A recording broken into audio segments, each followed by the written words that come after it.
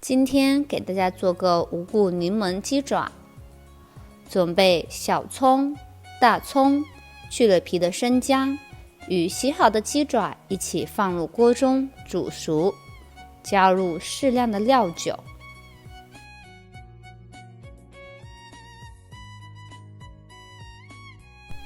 水开了之后，再煮个5-6分钟就可以出锅了。如果煮太久的话，鸡爪会煮烂。顺便捞一下浮沫，捞出鸡爪放入冷水中，如果可以的话，再加点冰块，这样鸡爪会更 Q 弹。将鸡爪捞出来，放在篮子里，将水分控干。接下来就是去骨的部分，从这里一直刮到最底部，然后在每个指头上面再划拉一下，划拉一下，然后还有这个划拉一下，这样子这个指甲可以拿掉。拿掉之后呢，把这个钳子从这刀口这里塞进去。然后把它先稍微把肉和骨头分开一点，完了之后侧的挖一下就可以挖出来了。接下来就按照这个步骤，把每个骨头都吐出来。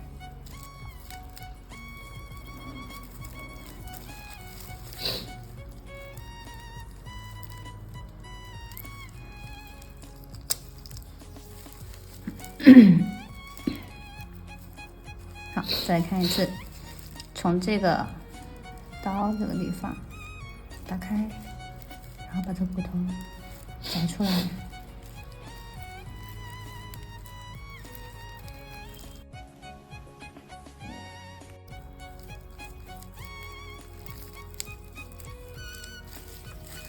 还有最后一个骨头。好，然后中间这个呢，已经打开了之后，就可以直接用手给它扒开。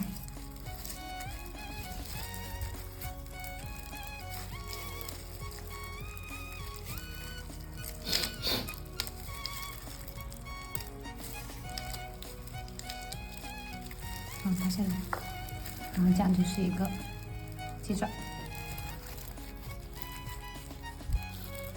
这样就可以了。将鸡爪剪小一点，这样腌制的时候会更加入味。接着我们需要放柠檬、辣椒、酱油、白糖、黑醋、盐，还有少量白醋、蒜末，再来一点香菜。搅拌均匀，包好保鲜膜，放冰箱里腌制2个小时就可以吃啦。一道美味的无骨柠檬鸡爪就做好啦！